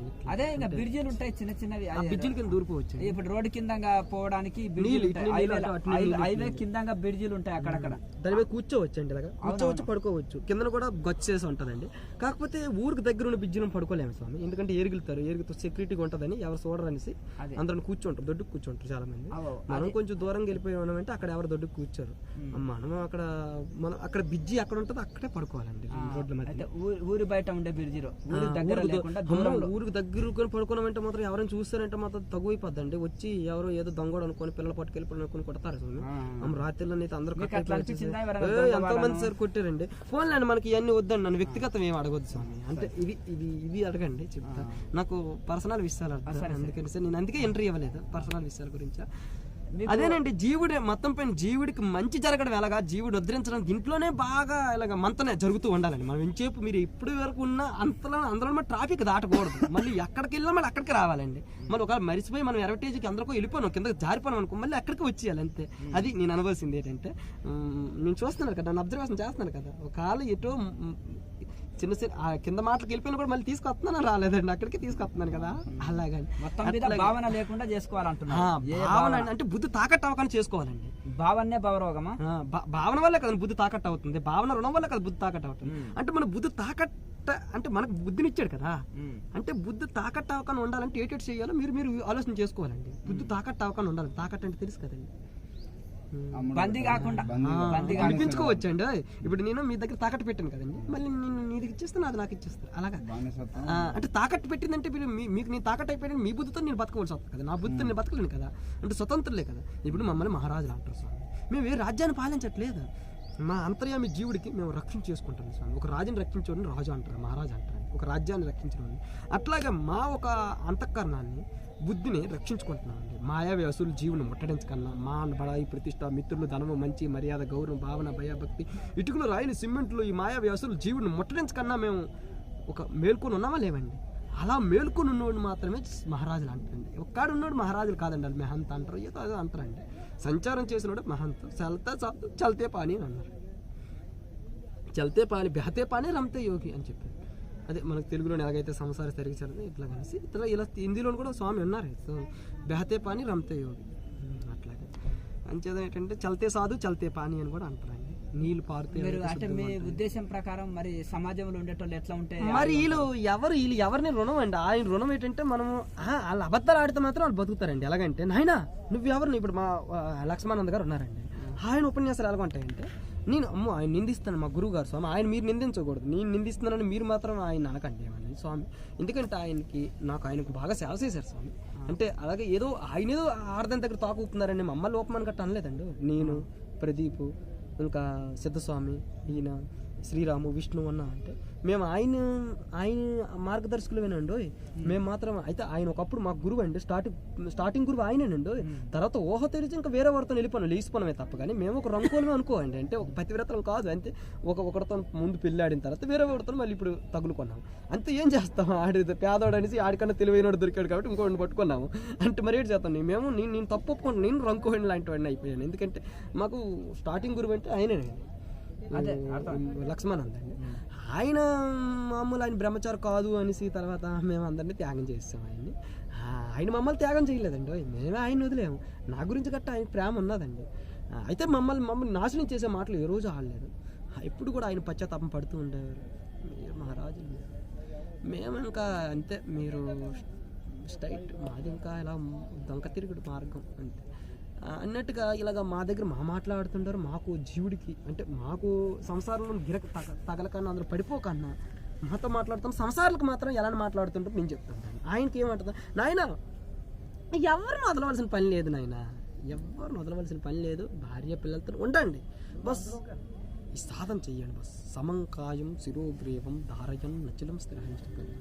ఎవరు రారండి, ఇది మందిది, మనం ఎవరు అందరికీ ఇట్లా కూర్చొని చెయ్యి అంటే అట్లా ఓంకారం అనేది ఒకసారి సరే వేదాస్తు శాస్త్రానం సరే చ సర్వం త్రైలోక్యం సరే గంధర్వవత్తమం స్వరమంత్ర స్వరూపం ఈశ్వరం అని అన్నట్టు. ఈశ్వరం స్వరం అని ఈశ్వరం ఆ స్వరం అనేది కఫం అంటే ఏమంటారు అంటే సుసుమన వాహిని ప్రాణి సిద్ధాంతి మనోన్మని అని ఉత్తర గీతలో అక్కడ రాసి ఉందట. ఆ సుసుమన అంటే ఈ నవరంధ్రంలో దశమి రాధ్రం అంటే బ్రహ్మరంధ్రం అని ఒక తలంటుడు అంటే బ్రహ్మరంధ్రం అంటారు దాన్ని. సుసుమన నాడి కూడా అంటారు ఈ సంస్కృతంలో, తెలుగులోని బ్రహ్మరంధ్రం అంటారు. అలాగే ఒక బ్రహ్మరంధ్రం తలంటుకి అంతా ఒక పెద్ద సన్నటి నాడు ఉందట. ఆ సన్నటి నాడు అంటే జీవుడిని అంటే ఇలాగ అధోముఖమైన జీవుడిని ఊర్ధముఖంగా ఇట్లాగ సహస్రానికి ఎవడైతే జీవుని తీసుకెళ్తాడో ఆ ఒక సన్నటి నాడిలోను ఆ బ్రహ్మరంధ్రంలోను కఫంతో నిండుకొని ఉన్నదట. అంటే ప్రతి వాడు చచ్చిపోతాడు ఇట్లాగ ఎన్ని సైకిల్ చేసి చూపిస్తుంటారు. ఆయన దగ్గర నేర్చుకుని చెప్తున్నాను సోమా, నేను కాదండి, నేను ఆయన నాకేం ఇచ్చారో అది మీకు ముందు పెడుతున్నాను అంతేగాని అంటే నాకు ఇచ్చింది చెప్తున్నాను, మీ ముందు పెడుతున్నాను. అది నాకే కాదు ప్రదీప్కి అందరికీ ఇచ్చారు, కానీ నాలా చెప్పడం వాళ్ళకి రాదు స్వామి. అది నేను సీనియర్ని స్వామి, వాళ్ళందరికన్నా సీనియర్. నేను 2001లో మనం ఇందులోకి వచ్చాము. ఇంచుమించు అందులో పెట్టి నేను రైస్ తెలియదు, ఇట్లాంటివి ఉంటాయి అందులో. ఇట్లాగా మనం 7వ తరగతి అయిన తర్వాతే వచ్చామండి అందులో. అంటే ఇంచుమించు 7వ తరగతి మీ పిల్లడు కూడా 7వ తరగతి నా ఎంత తెలివితేటలు ఉండవు అసలు వాళ్ళకి అసలు ఆత్మ అంటే ఏంటో అనాత్మ అంటే ఏంటో తెలియదు. కానీ ఇప్పుడు ధ్రువుడు లాంటి వాళ్ళకి ఎలా అంటే నేను వాళ్ళతో పోల్చుకుంటూ ఉండలేదు. అంటే మనకి జన్మల తాలూకు కర్మల తాలూకు వాసన పెట్టి మనం ఇలాగా వచ్చాం. అంటే కర్మానుసార బుద్ధి అని చెప్పాడు కదండి. ఎట్లా కర్మలు చేస్తే అట్లాగా బుద్ధి గట్ట అట్లా చేస్తుంది కదా. అయితే ఆయన ఏమన్నారంటే ఇట్లా నాయన నువ్వు సాధన చేస్తూ ఉండు నాయన, ఇది సాధన చేస్తూ ఉంటే యోగాగ్ని దగ్ధ ఈ జ్ఞానాగ్ని దగ్ధ కర్మని ఒరిజినల్ అండి. ఆయన్ని ఇలా మారిస్తాడు ఏంటంటే యోగాగ్ని దగ్ధ కర్మని నేను పెట్టాడండి. ఆయన యోగం చేయడం వల్ల కర్మలు నష్టం అవుతుంది. యోగం అంటే ఇక పతంజలి ఏమన్నాడు, చిత్తవృత్తి నిరోధం యోగం అని చెప్పాడండి. నేను నాది మోమంత వృత్తి నుండి విడుదల అవ్వడం అన్నాడు. చిత్ అంటే నేను నాది అని అన్నాడు. నేను నాది మోమంత అని అన్నాడు. నేను నాది అంటే నేను నాది కారణం భావన రుణం వల్ల కదా ఏర్పడింది. అంటే నేను నాది మోమంత వృత్తి నుండి విడుదల అవ్వడానికి ప్రయత్నించాడు. అన్ని యోగి అన్నారండి. యోగి అంటే నేను నాది మోమంత వృత్తి నుండి విడుదల అవ్వడానికి ఆడు అటువంటి వాడికి మాత్రమే ఇప్పుడు 84 అక్షర జవరాశుల్లోనూ జన్మెత్తవలసి ఉంటుంది. ఇప్పుడు నేను ఉన్నానండి, నేను ఇప్పుడు యోగిని అంటే నేను నాది మోమంత వృత్తి నుండి విడుదల అవ్వడం ప్రయత్నం చేస్తూ ఉన్నాను. అంటే నీకు నాది అనేది లేదా అంటే ఈ మొబైల్ గట్ట అడిగితే ఇచ్చేస్తావని అంటే ఇవ్వు అంటే ఇది నాకు నా సెక్యూరిటీ స్వామి, నాది సైనికులు, నా మిలిటరీ వాళ్ళు, వీళ్ళందరూ నా మిలిటరీ వాళ్ళు. ఆ మిలిటరీ వాళ్ళు నేను ఎలాగ ఇచ్చేస్తాను? నా రాజ్యాన్ని రక్షించుకున్న మిలిటరీ వాళ్ళు కావాలి కదా స్వామి. నా రాజ్యాన్ని రక్షించుకోవడానికి వీళ్ళందరూ సహాయకరమైన స్వామి. తర్వాత ఇది మొబైల్ ఎక్కడ పెట్టాను, నేను ఎప్పుడు ఇక్కడ పెడతాను స్వామి. అందుకని నేను ఇక్కడ ఇప్పుడు మరి గృహస్థులకు తిరిగితే ఎట్లా నడుస్తుంది వ్యవసాయం అన్ని చేసుకోవాలంటే? సంసారం తిరిగితే చెడతాడు, సన్యాసి అంటే అదే సంసారం తిరగకూడదు. ఎందుకంటే సంసారికి అయితే జననీ జన్మ భూమితో స్వర్గాయుస్ గరీస్ అని చెప్పాడు స్వామి. అట్లా మీరు కూడా విన్నారు. ఈ సంసారాలు అటండి తన భార్య పెంచడానికి ఏదో బొంబాయి గట్టి వెళ్ళిపోయారు అనుకోండి, వేరే వాడితో గుర్తించుకుంటున్నాడు. అంటే సారీ నాకు ఇది అలవాటు స్వామి, ఇది లంజి అండం అంటారు. తర్వాత లంజి అయిపోద్దని అర్థం అండి. లంజి అంటే రంకుదాన్ని లంజి అంటారండి మా భాషలో. స్వామి నాకు ఇలాగ ఇలా ముదుగ్గా మాట్లాడడం నాకు చాలా చాలా అంటే ఇష్టమని కాదు, నాకు ఇలాగ ఆడితే కానీ వాళ్ళకి వాసన రాదు స్వామి. నేను హిందీలో ఏమంటాను తెలుసా, చెమడా కూటినే వాళ్ళకి ఈశ్వరు బనారక్క అంటాను. చెమడా కూటిన అంటే తెలుసు కదా. ఇట్లాంటి ఇలా మోటి శబ్దాలు ఎందుకు నేర్చుకున్నాను అంటే కావాలనే నేర్చుకున్నాను స్వామి. ఇలా మోటి శబ్దాలు ఇలాంటి వాసన రావాలి స్వామి, ఎదుటివాళ్ళకి వాసన రావాలంటే అలాగని కాదు. మరి ఏంటంటే మనం జీవుడి నుండి అంటే మోమంతలు ఇరుక్కుని జీవుని బయటకు లాగాలంటే ఎలా స్వామి? మీలా మాట్లాడితే అవదు కదా. మీరు ఒక రకమైన విధి వినయము విజయితలోను కొన్ని వరాల్లో మీరు వాడకూడదని మీరు కొంచెం ఏంటంటే సంస్కారం ఉందండి మీ దగ్గర. నా దగ్గర అటువంటి సంస్కారాలు ఉంటే పనికిరాదు స్వామి. ఇప్పుడు తింటప్పుడు మాట్లాడకూడదని ఒక సంస్కారం ఉంది స్వామి. తర్వాత ఎట్లా కూర్చోకూడదని ఉన్నాయండి. అవన్నీ నేను ఫాలో అవుతాను, నేను బతకలేను స్వామి. ఇప్పుడు ఒక వ్యవహారంగా ఇలాగ మెడిసిన్ నాకు కూడా మానబడే ప్రతిష్టలను ముట్టడించేస్తాయి కదండి. అదే కదా. ఇప్పుడు వీళ్ళందరితో నరుడు కంట్లో పడగన్నా ఉండాలంటే మాత్రం కొంచెం ఈ వ్యవహారాలు పనికిరావు కదా. సంస్కారాలు పనికిరావు. ఉన్నోళ్ళు ఇప్పుడు పాములాక కరవకుండా బుస కొట్టినట్టుగా వాళ్ళు ఎట్లుంటారంటే అట్లా మాట్లాడినప్పుడు అబ్బో ఆ స్వామి ఏదైనా కొట్టేసాడు ఏదైనా ఇది అని దగ్గరికి ఎవరు రారులేండి. ఇదండి ఆయన ఏమన్నాడంటే బ్రహ్మరంధ్రం అండి ఎవడైతే అయితే ఒక సరంటే ఒక తలంటుగా ఒక బ్రహ్మరంధ్రం ఉంది, దాన్ని సహస్రాన్ని తీసుకెళ్ళిపోవాలి. అది స్వరం చేయడం వల్ల ఏంటంటే ఒక స్వరం అనేది ఉన్నది మా సిద్ధవిత్తులు అనేది స్వరం అనేది. అట్లాగే ఆ స్వరం చేయడం వల్ల ఏంటంటే ఆ స్వరం అంటే గొంతుకు కాడండి. కఫం ఎక్కడి నుండి వస్తుందంటే కడుపు నుండి రాదండి. కఫం ఇక్కడ నుండే కదండి పుడుతుంది. క్యాండర్ చూస్తుంటే ఇక్కడే కదండి కఫం. కఫమే పాపం, కఫమే యముడు, కఫమే వైతరుణ్యది అని చెప్తారండి. ఆయన ఇలాగే చెప్తుంటారండి. చచ్చిపోతప్పుడు జీవుడు తన ఒక గుద్దలండి వెళ్ళిపోతుంటుంది, లింగం నుండి వెళ్ళిపోతుంటుంది, ఇలాగే నవరంధ్రం నుండి వెళ్ళిపోతూ ఉంటుంది కదా, బయట జీవుడు పోతూ ఉంటుంది కదా. ఎవడైతే దశమీరంధ్రం నుండి ఎవడైతే తీసుకెళ్తాడో ఆడే అంటే చెప్పాడు ప్రమాణకం ఉంది. అంటే ఏమన్నాడంటే సుసుమన వాహిని ప్రాణి సిద్ధ్యంతి మనోన్మని అంటే గీతలో అన్నాడు కదా, ప్రయాణ కాలే మనస అచిలేన భక్తి యుక్తి యోగ బలేని చైవ భూర్ మధ్య ప్రాణం మవస సమ్యక్ సతం పరం పురుషం అపతి దివ్యం అని చెప్పాడు కదండి. ఇలాగ ఇక్కడ అన్నాడు. అది అంజేదని ఏంటంటే ఆయన ఏమంటే ఇప్పుడు చచ్చిపోతాప్పుడు చూడండి ఎవరిని చూసి ఉంటుంది అట్లా అంటే ఎట్లా అంటే ఏంటంటే తన దాన్ని ఎలా నుండి వచ్చిందో అలాగే వెళ్ళిపోతామని చూస్తుంది. అంటే దాన్ని స్వస్థరం అంటే స్వస్వరూప సంధానం అంటే తను ఎక్కడి నుండి వచ్చిందో ఆ దారంట వెళ్ళిపోవాలని చూస్తుంటే వెళ్ళకండి కఫం నిండుకొని ఉన్నదండి. ఆయన అంటామండి మనం ఆయన్ని మనకు నేర్పించి చెప్తున్నాను. అయితే ఆ దశమీరంధ్రం నుండి ఎవడైతే ప్రాణాన్ని తీసుకెళ్తాడు, ఈయన మంచి పని చేశారండి. ఈయన సతీష్ని తీసుకెళ్ళిపోయారు చూడండి, మంచి పని చేశారు. అక్కడ ఉన్నాడు అనుకోండి సతీష్ అయితే క్రియాయోగాన్ని కూడా కానీ మహావతార భావన మాత్రం నమ్ముతున్నాడు నిత్యానని చెప్పాడు. కేవలం ఆయన ఏ క్రియాయోగాలు గట్ట ఆయనకు అవసరం లేదని కేవలం మహావతార భావాన్ని ఒక ఫోటో ఆయన ఒక స్థూల శరీరాన్ని భావిస్తున్నారు. ఆయనకి ఇష్టం అభిప్రాయాలు ఉన్నాయి. అదే కానీ మన లక్ష్మణ్ వెళ్ళారు కదండి అక్కడికి. ఆయన అప్పుడు కూడా సతీష్ అని బాబు అక్కడే ఉన్నారండి. అదే కానీ ఈయన మంచి తెలివితేటలు ఎక్కువ ఉన్నాయండి. అక్కడ కానీ 2 రోజులు ఆయన ఉన్నంత కాలంగానే ఉన్నాడంటే మాత్రం బుట్టలు వేసేస్తారు స్వామి. అంత కళాకారండి. ఆయన నాలుక మీద సరస్వతి ఉంది స్వామి. మంచి రాళ్ళు కూడా కలిగిపోతాయి స్వామి ఆయన దగ్గర. గొప్ప మాటకార్తనం అయితే మాత్రం బాగుందండి. ఇలాంటి ఆడదాని దగ్గర తాకూపంగా ఉన్న వాళ్ళు అందరి దగ్గర కూడా మాటకార్తనం ఉంటుంది. ఎంతోమంది పుస్తకాలు రాశారు స్వామి, వీళ్ళందరూ కూడా ఆడదంతో అక్కడ ఈ బ్రహ్మచారులు ఒక్కరు కూడా పుస్తకం రాయలేదు స్వామి. మా జగద్గురు శంకరాచార్య అంటే మా ఉన్నారు కదా మా స్వామి, ఏమైనా పుస్తకం రాశారని అంటే ఏమి రాయలేదు స్వామి. మరి ఎలా మీరు నమ్ముతున్నారంటే అంతేనండి స్వామి, అంతే. ఏంటంటే అంతే, ఏంటి ఏమైనా పుస్తకం రాశారు, ఆ పుస్తకం పేరుని ఏమైనా ఉన్నదా? ఇప్పుడు వివేక చూడమని రాశారండి జగద్గురు శంకరాచార్య. అలాగని అంటే ఆయన కూడా వేరే అమ్మాయితోనే అంటే ఆ పరకాయ ప్రవేశం చేశారు కదండి, అట్లాంటి తెలిసిన రంగు ఉంది కదా. అట్లా అంటే ఇంచుమించు చాలామంది రామానందం ఉన్నాడండి. ఇలాంటి వాళ్ళు చాలామంది ఉన్నారంటే అయితే కొంతమంది బ్రహ్మచారులు కూడా పుస్తకాలు రాశారు. కానీ ఆడవాళ్ళే ఎక్కువ మంది, ఆడవాళ్ళ దగ్గర తాకున్న వాళ్ళు మాత్రమే, ఆడదాని రంగు అంటుకున్న వాళ్ళకి మాత్రమే ఎక్కువ మంది ఇట్లా అంటే పేరు ప్రత్యక్షలను వాళ్ళు బాగా మాయ ముట్టడించిందని తెలుసుకోండి అంతే. ఇట్లాగ ఈయన ఏం చెప్పాడంటే ఇలాగ మామూలు బ్రహ్మరంధ్రం అండి, ఎవరైతే ప్రాణాన్ని తీసుకెళ్తారో ఆడికే మోక్షం, మనం ఏమీ చెయ్యొద్దు, ఎవరిని వదలవలసిన పెట్టలేదు. ఆడదండి ఆ అమ్మ పుట్టిన పిల్లల అమ్మని పెంచుతూ ఉండండి, పర్వాలేదు, సాధన చేసుకుంటూ ఉండండి. ఎలా తేలికి దారవాలి అంటే తైలికి దారవాలి అంటే నిరంతరం అంటే అంటే సిద్ధ విద్య అనే కత్తి, ఓర్పు అనే డాలు అంటే తెలుసు కదండి, కత్తితో కొట్టేటప్పుడు ఇలా కాసుకుంటాం కదా, ఇలా ఈ చేతిని కాస్తుంటాడు, ఈ చేతిని కొడుతూ ఉంటాడు కదా, ఇలా ఓర్పు అనే డాలు, సిద్ధ విద్య అనే కత్తి. అంటే మాకు ఒక క్రీజ్ చెప్పాడు కదా, సాధన చెప్పాడు, దాని పేరు సిద్ధ విద్య అని పేరు పెట్టామండి, అది ఆయనే పెట్టారు. ఈ సిద్ధ విద్య అనే సాధన, ఓర్పు అనే డాలు ఎప్పుడు భూమి మీద పెట్టకూడదని ఆయన చెప్తూ ఉంటాడు. ఎప్పుడు నిరంతరం కూర్చొనే ఉండాలి. అంటే అసలు మనస్సు అంతర్ముఖం చేసుకోవడమే పుణ్యాత్ముడు, బహిర్ముఖంగా బాహ్య విషయాల్లోనూ మంతం చేయడం ఇదే పాపం అని చెప్తూ ఉంటాడు. ఇదే అంటే బస్ ఎప్పుడు మనసు ఇన్నా వెనకపోయినా తినడం, కూర్చోండి బస్ అంతే. అంటే ఇంతకన్నా అన్ని అసలు సాధన కన్నా సాధన చేయడమే పుణ్యాత్ముడు, అంటే ఇది చేయడమే పుణ్యాత్ముడు.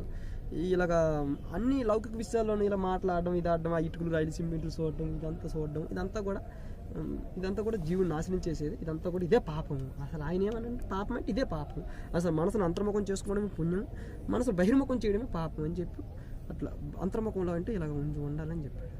ఇలాగ ఉండాలని అని అట్లా కళ్ళు ముయ్యొద్దని చెప్పాడు, కళ్ళు చక్షు చైవంతరి ప్రభు అట్లా అనేసి దాంతో మోక్షం వస్తుంది అంటారా ఆయన అని చెప్పాడండి.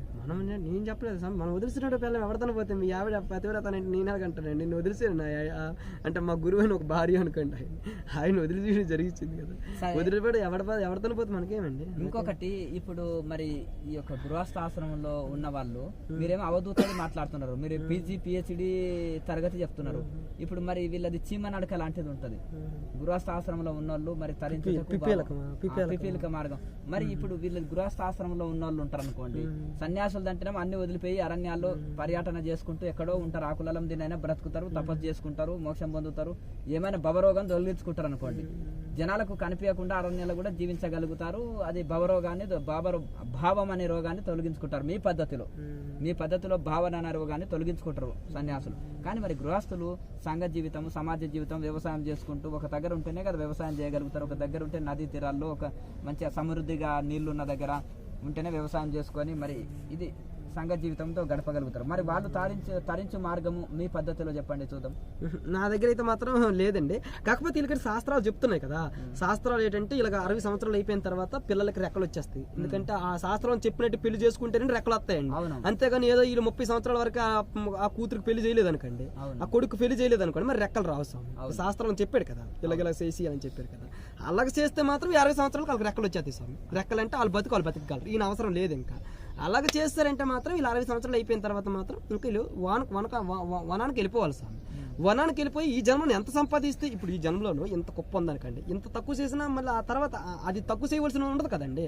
ఏమాత్రం ఖాళీ చేస్తాం అనుకోండి, సేమ్ బురకాయ ఎంత ఖాళీ చేస్తాం అనుకోండి ఈ జన్మలోను, మళ్ళీ జన్మ అంటూ ఉంటే మరి ఆ మాత్రం అంటే ఇప్పుడు ఉదాహరణకు ఇప్పుడు మీకు ఒక క్యారెక్టర్ సాపుగా ఇస్తున్నాను నేను. యోగికి ఏంటంటే అండి, ఇప్పుడు మీరు భగవద్గీతలో ఏం చెప్పాడంటే, ఇప్పుడు రాజుకి ఏంటంటే 2 చేతుల్లో లడ్డూలు ఉన్నాయి స్వామి, 2 చేతుల్లో ఏంటంటే విజయం అంటే యుద్ధంలో చచ్చిపోతే వీర స్వర్గం అని చెప్పాడు, గెలిస్తే కూడా రాజభోగాలని అన్నాడండి. అంటే ఇప్పుడు మాకు మహాభారతంలో ఒక డైలాగ్ ఉంటుంది స్వామి, ఇప్పుడు రాజులు కట్టంటే రణభూమి అండి, శస్త్రాలంటే అత్తోరింటి లాంటిదని అర్థం. అంటే రాజులు అటంటే తన రణభూమి యుద్ధానికి తన శస్త్రాలు తన అత్తోరింటిలా భావిస్తారంటే. అంటే వీళ్ళకి తెలుసండి, మనకైతే తెలియదు, మనం బ్రహ్మచారులం కాబట్టి వీళ్ళకి తెలుసు అత్తోరింటి కాడండి భోగాలండి. అంటే రోజు కూడా మార్పి కూరలు వండుతారండి.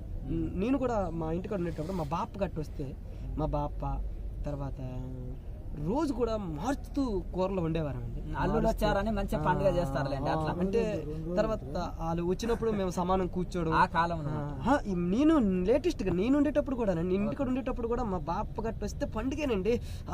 కూరలు వేడ దొరికితే ఇంకా ఈ రోజు ఇంకా మారి ఇంకా లేకపోతే ఇప్పుడు చింతపండు చారు తర్వాత పప్పు ఇలాంటివే ఉంటాయండి. ఇంకా కూరలు దొరకవు.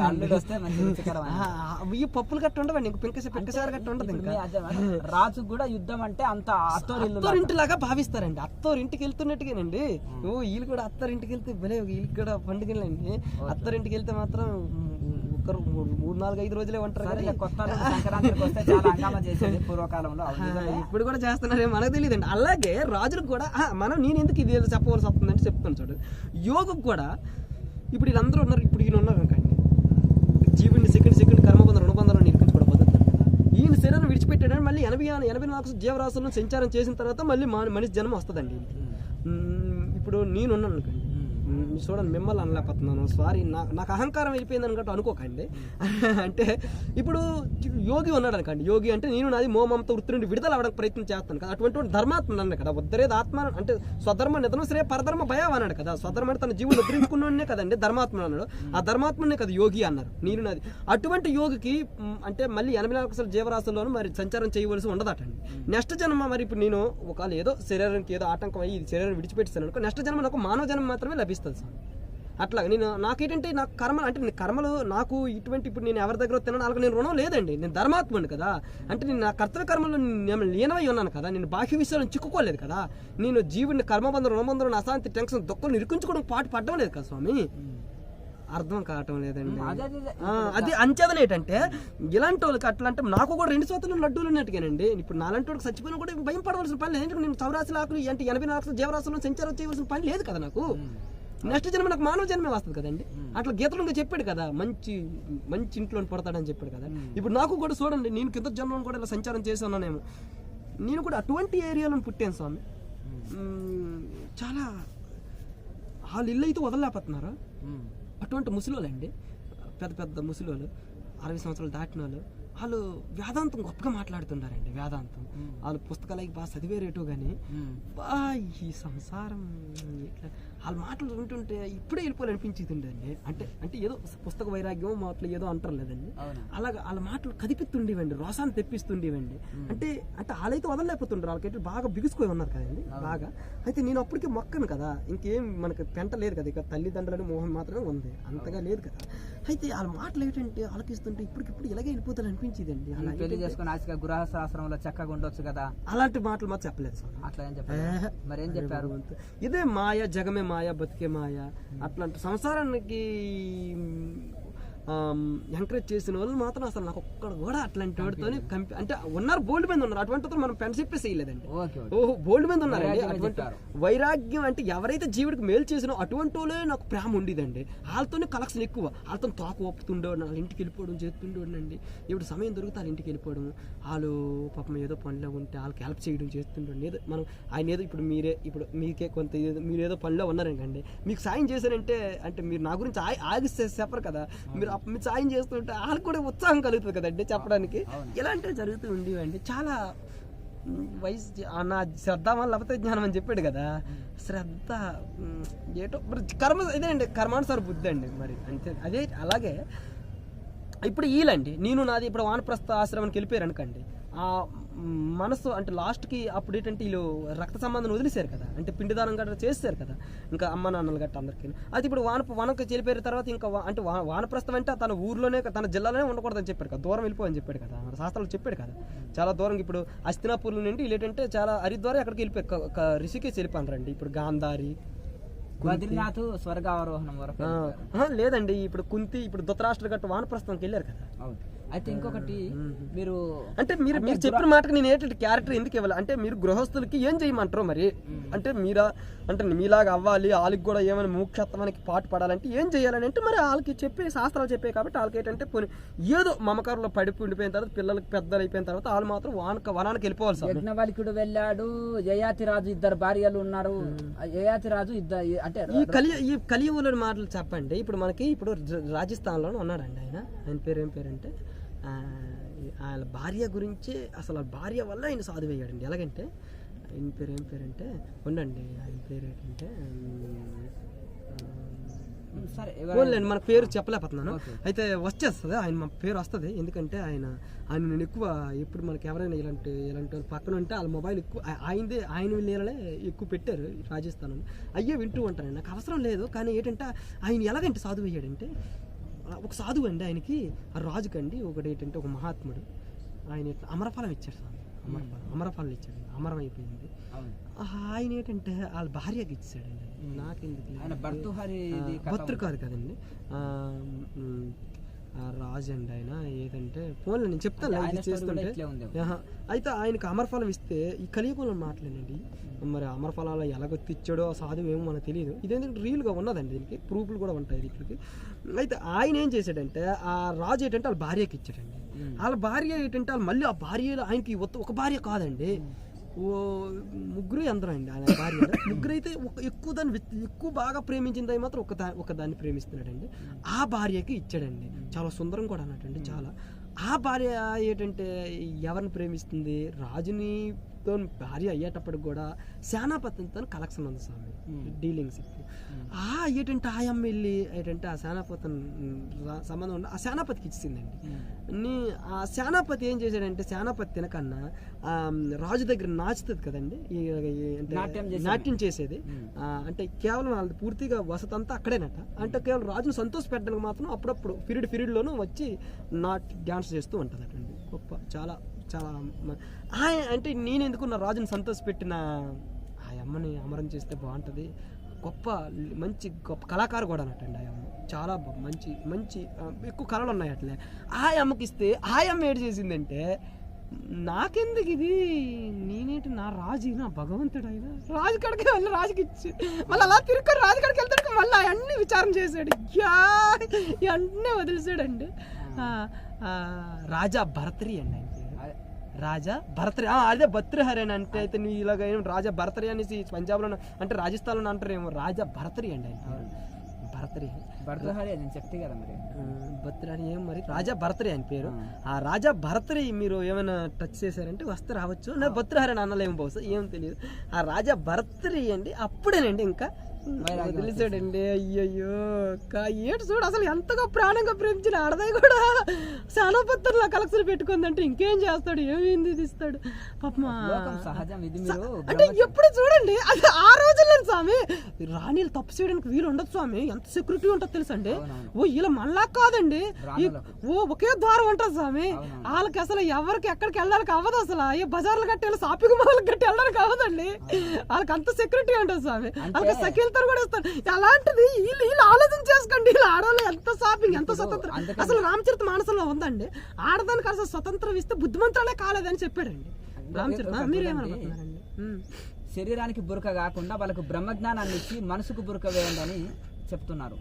శరీరానికి బురక వేస్తున్నారు ఆడవాళ్ళకి. ఆనాడు మహారాణివాసంలో దొరలు వాళ్ళు ఏం చేశారంటే బయటకు వెళ్లకుండా ఒక గదిల్నే బంధించి ఆ కోటల నుంచి అన్ని చూసేటట్టు ఏర్పాటు చేశారు. అట్లా బురకలు వేయకండి, ఆడవాళ్ళకి బురకలు వేసేవాళ్ళు పూర్వకాలంలో రాజుల.